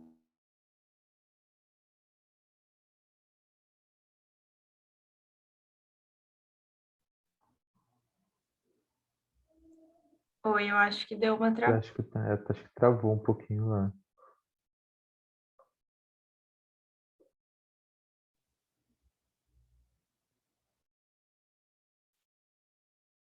Você pode repetir a pergunta, Larissa? Aí qualquer coisa, até a Adriane voltar, a gente... Sim, acho que... não sei se ela voltou agora. Acho que ela está travada. Bom, repetindo então. Vocês disseram que a expansão dos sistemas educativos não resultou em uma maior igualdade de chances. E no caso da educação infantil, como vocês enxergam essa expansão no que diz respeito à igualdade de chances, ao financiamento, infraestrutura, formação de professores, etc.? A educação infantil, cada vez mais, ela é vista como importante para o desenvolvimento cognitivo das crianças. Até há quem diga que cada ano lá de educação infantil corresponde a outros tantos nos outros níveis, né? Aumenta as chances dos indivíduos terem melhores trajetórias educacionais, né? Melhor sucedida. Até pela questão do desenvolvimento meio cognitivo, né, das crianças, a habilidade de socialização também, né? Porque o problema é que no Brasil, historicamente, a educação infantil é vista como lugar, né, para cuidar de crianças. Os pais estão trabalhando e fica lá as tias olhando as crianças. Então, você vê muita educação infantil nessa dimensão mais de formação, como uma etapa da formação educacional. É importante quando as políticas públicas ela começam a se importar com isso e a valorizar essa etapa e também valorizar essa expansão também da educação infantil, que é um grande problema. A gente veio evoluindo um pouquinho nisso, mas a gente está enfrentando muitos problemas. Essa questão que a gente está tendo com o censo agora é um problemão, porque o censo cria das diretrizes para a implantação de políticas públicas. Então, a gente não tem uma noção exata de quantas crianças, por exemplo, qual é o público-alvo daqui a alguns anos, né? Que aí o censo que ajuda a gente a direcionar esses investimentos ao longo do tempo. A gente poderia fazer isso lá por cartório, por um montão de outros meios, né, indireto. Mas o censo era uma política importante para a gente pensar isso. Eu acho que no Brasil é uma coisa assim que também reduz desigualdade pro outro lado também, né? Querendo ou não, até a própria trajetória das mulheres é muito ligada a essa questão também da educação infantil. A oferta de creches e a oferta de educação infantil também favorece que as mães também consigam estudar, também as mães consigam. Também é uma política de permanência estudantil no ensino superior, a oferta de creches também. E paralelamente, também é uma política de redução de desigualdades, também muito, muito importante. Eu vejo assim, educação infantil não é muito a minha praia, muito a minha especialidade, né? Mas o que eu acompanho do debate, eu vou bem nesse sentido mesmo, né? Desenvolvimento cognitivo, de habilidades, né? Socioemocionais e tudo mais das crianças.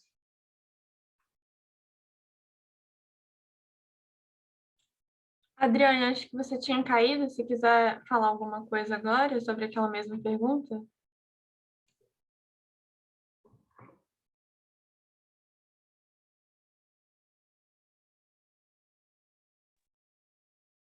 Acho que ainda está travado ainda, entendeu? Voltou agora. Estava sem microfone. Não. Eu não sei onde que eu parei para explicar, eu estava falando. Ok. Jorge Lima perguntou: como vocês avaliam os impactos das escolas de tempo integral, principalmente a experiência do estado de Pernambuco na última década?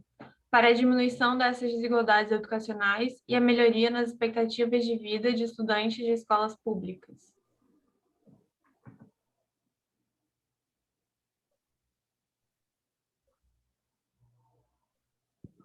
Viva, deixa um travado para mim.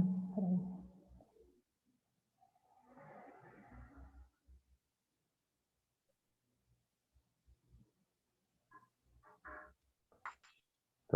Tá ouvindo, Adriane, agora?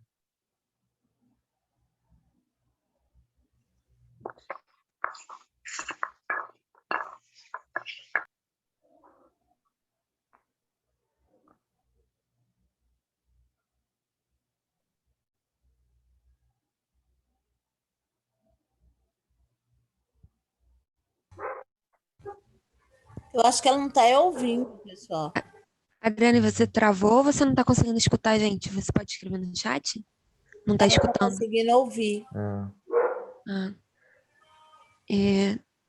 Adriane, será que você consegue sair e entrar de novo? Enquanto isso, o Eduardo pode ir respondendo. Se for tranquilo. Ou a gente pode ir para outra pergunta. Não sei. A gente pode, enquanto a Adriane está entrando de novo, dar uma repetida na pergunta para dar um tempo para ver se ela volta para ela escutar também a discussão. Tá. Aí a gente retoma um pouco.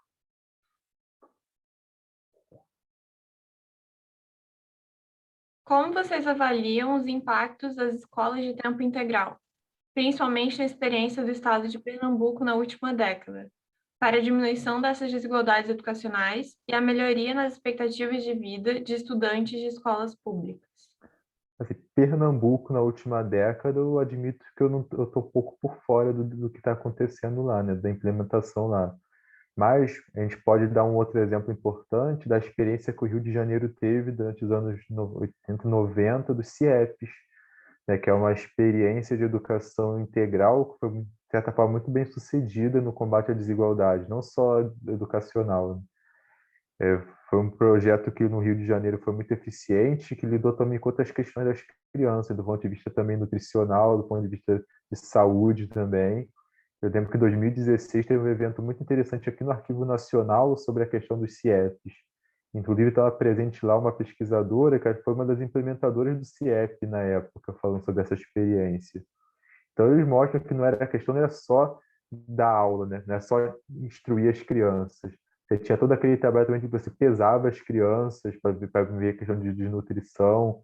As crianças tinham outras atividades também, quando as crianças tomavam café, almoçavam, lanchavam, jantavam também na escola.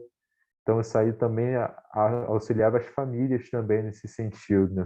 Você dava para as mães uma oportunidade também de inserção no mercado de trabalho. E a educação integral é importante porque desenvolve todas essas áreas também da vida das crianças.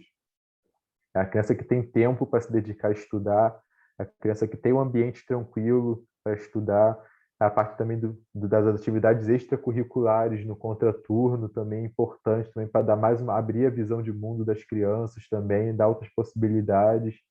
A gente está aí acompanhando as Olimpíadas agora, né?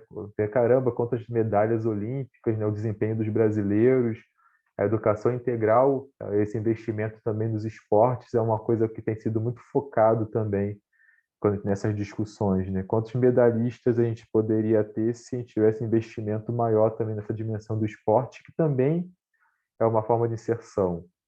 Em 2016 tem essa questão da escola também importante, até de uma publicação de um artigo sobre ensino de música nas escolas, pensando nessa dimensão também, que é ver também como essa economia da cultura ela também pode ser importante para combate à desigualdade, para dar outra perspectiva de vida para as crianças. E não só nesse sentido, uma coisa para a criança arrumar emprego, mas ela também contribui para a formação também da cultura, esporte, arte, também é importante para a formação, não é só matemática e português, né? Isso é a diferença, muitas vezes, entre as crianças das elites e as crianças das classes mais pobres também. Isso aí também impacta também nas possibilidades de futuro. E dar condições para os professores eles executarem esse programa de forma eficiente, né? Às vezes o professor tem que dar aula em 500 escolas para completar a carga horária, sei lá, que ter centenas de alunos, centenas de obrigações, e você acaba não conseguindo corresponder. Só a criança estar na escola o dia inteiro não é educação integral, né? Isso aí é outra coisa, é outro objetivo. Educação integral até as 2 da tarde também é uma outra coisa problemática também. Eu acho que ainda tem muita coisa para a gente pensar nesse campo da educação integral. Depois a gente vê mais um pouquinho sobre Pernambuco, mas pelo que eu sei do CIEP, a experiência aqui do Rio de Janeiro, é uma pena que isso foi descontinuado com o tempo, né? Praticamente não existe mais aquela ideia, aquele projeto do CIEP. Eu vou complementar de onde que eu parei. Eu cheguei aqui, né? A ideia do CIEP é mais do que o projeto, né, de educação integral, ele muda o modo como a educação passa a ser pensada, porque a escola passa a ser um centro de N atividade, não é só a escola. É a escola, era a escola, né, com o currículo, com as práticas, era atendimento médico, era onde a comunidade se encontrava. Então, a educação integral, ela tem esse papel, né, da centralidade da escola para uma comunidade. E, a partir dali, pensar também como se distribui ali a atenção comunitária, atenção básica, etc.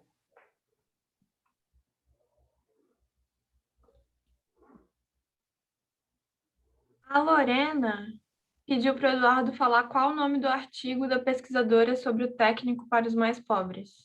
Como eu falei agora há pouco, agora eu realmente não lembro, que na verdade é um livro, né, que eu citei em algum lugar, em alguma das coisas que eu fiz nesse mestrado, doutorado aí, mas depois eu posso ver e passar de alguma forma. Aí você pode mandar para o nosso e-mail que a gente passa para eles.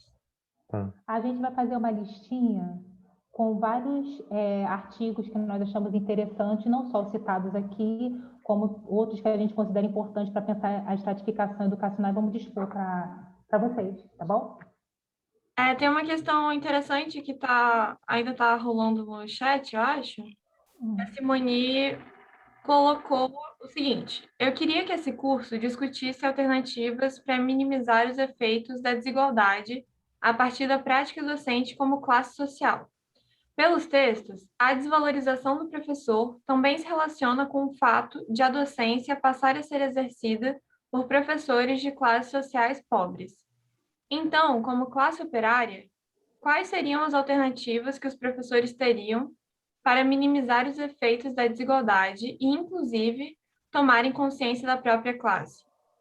E a Isabel Furlan complementou: nesse sentido, a própria desvalorização dos professores também teria impactos diretos nas desigualdades educacionais, não?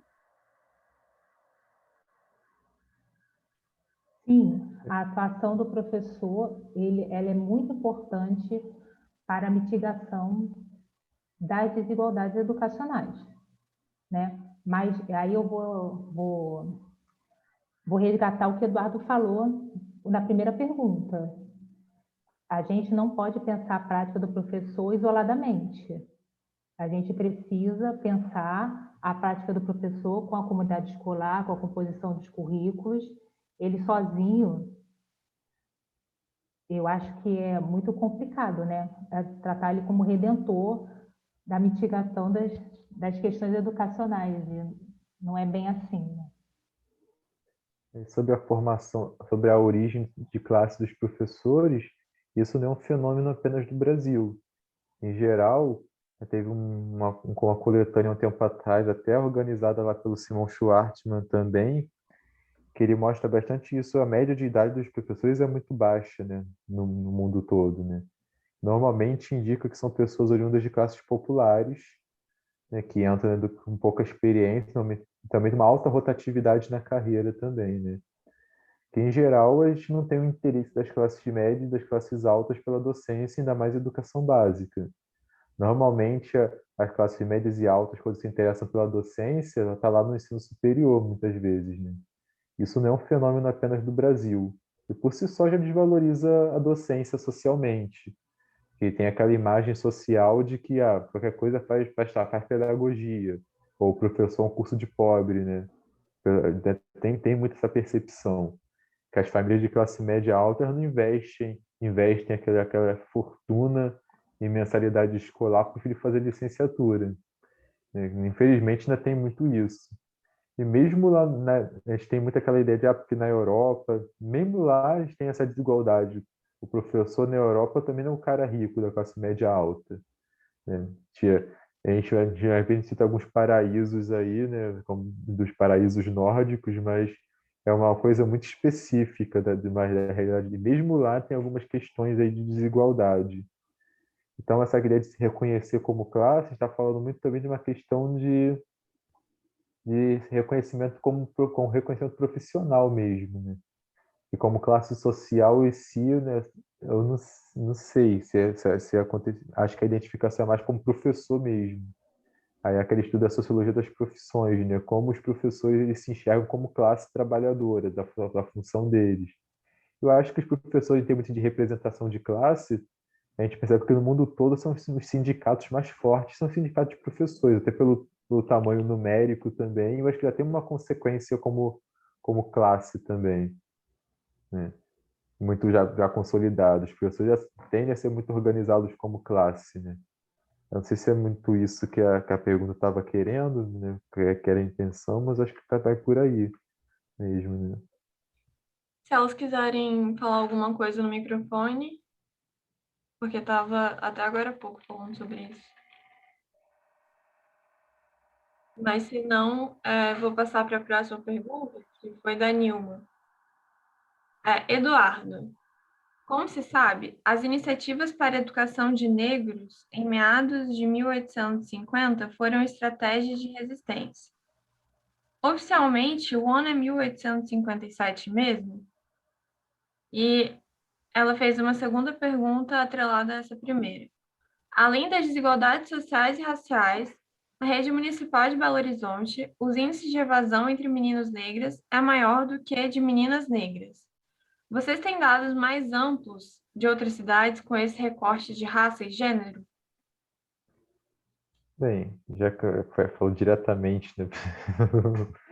Essa questão lá da educação dos negros, ela foi também na esteira também dos debates abolicionistas também. E a gente tinha uma visão na época social de você restringir as possibilidades dos negros também, porque era uma sociedade altamente estratificada e já tinha no horizonte a iminência da abolição. A gente percebe isso em 1850 com a Lei de Terras, por exemplo.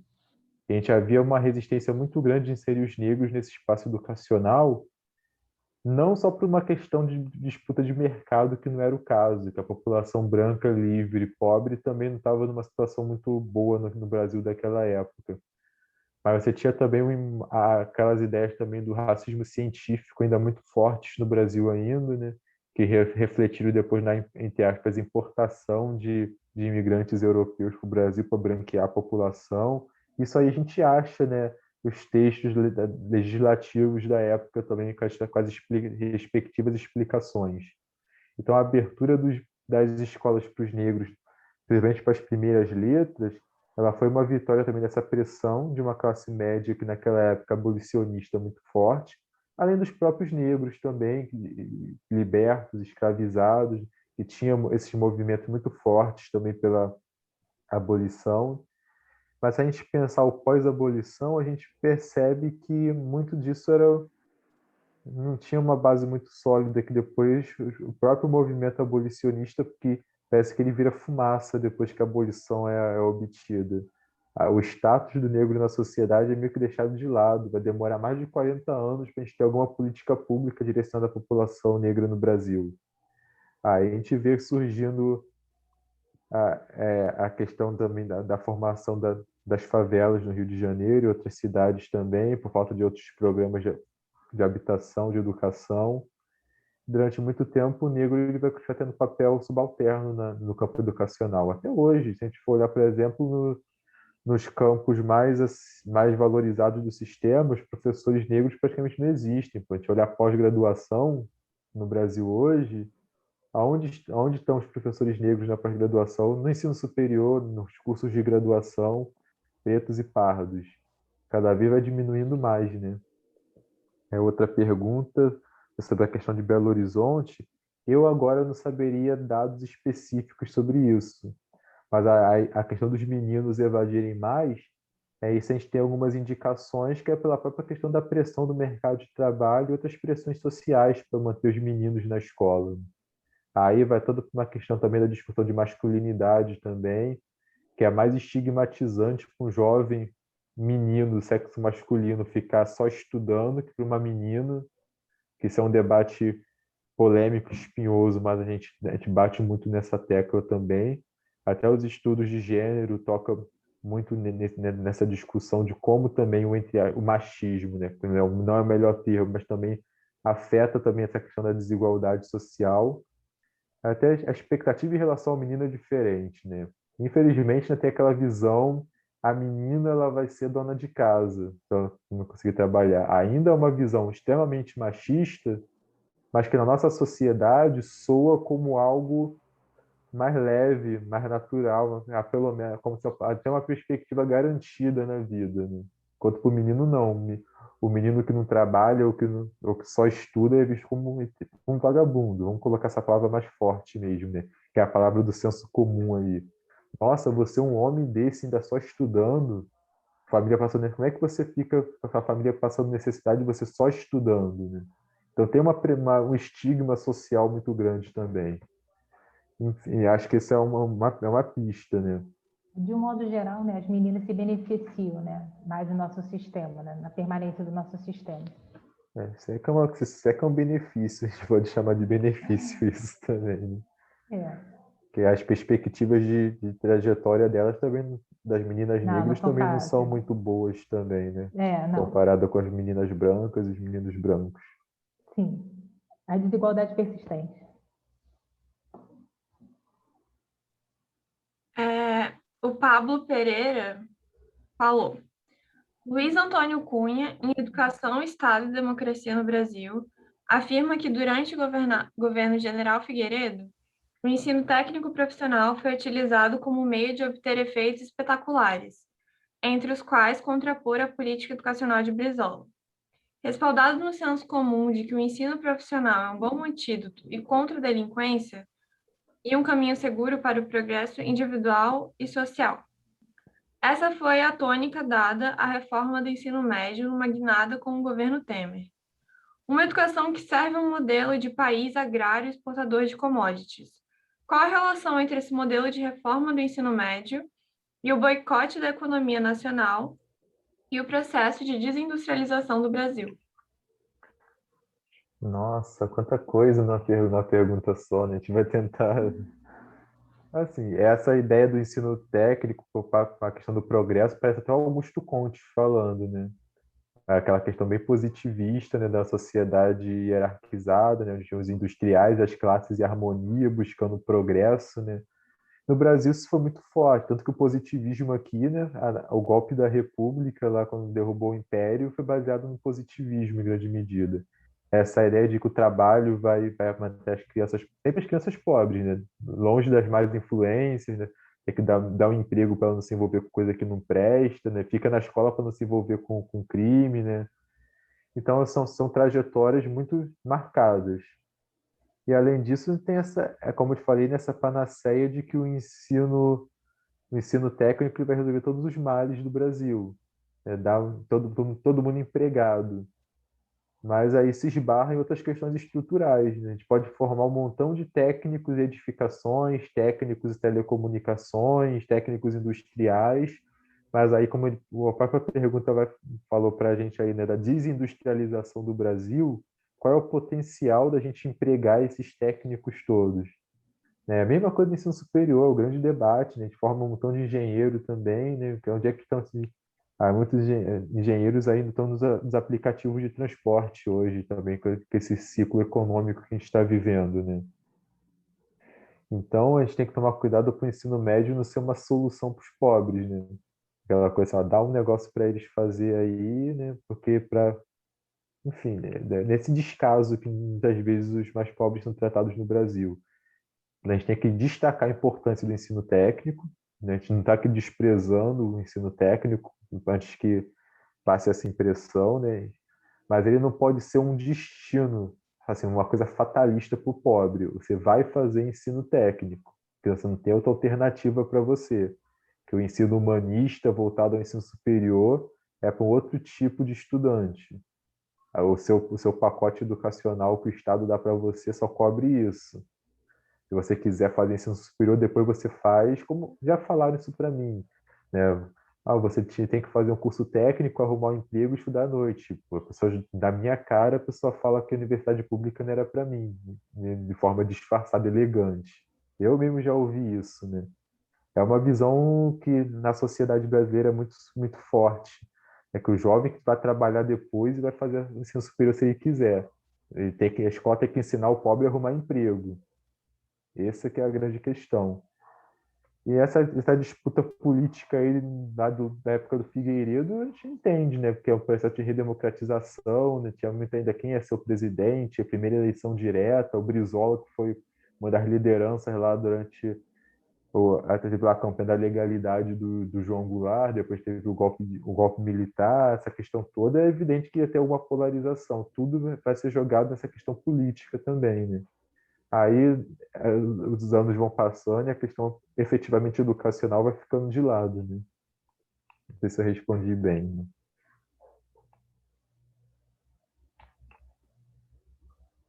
né? Alguém colocou aqui, a universidade para uma elite intelectual. Essa é uma visão, né, histórica no Brasil, né? E até que ponto a universidade, na origem dela, no Ocidente, ela foi pensada para uma elite intelectual. As demandas do século XX que fizeram as demandas por popularização e massificação da universidade chegarem ao debate, né? Lá na sua origem, a universidade era essa mesmo, ele só está alguns séculos atrasado, né, na visão dele. Agora fiquei quieto. Essas foram as questões que a gente notou. O pessoal ainda está falando no chat, se vocês quiserem dar uma lida. Enquanto isso, eu vou dar alguns avisos para o pessoal. Gente, o link da lista de presença está no chat. Tem algumas pessoas que ainda não responderam. E a Mariana acabou de mandar de novo para vocês acessarem. Ele vai ficar disponível até 7h15 da noite. Quem se interessou pelos slides, os professores vão mandar para a gente vai mandar para vocês com todas as referências que eles usaram hoje. E vocês receberão no e-mail o link para a pasta no Drive. Todas as informações também estão disponíveis no site do curso, tá? Aí não sei se vocês querem falar mais alguma coisa, se alguém quer fazer algum comentário.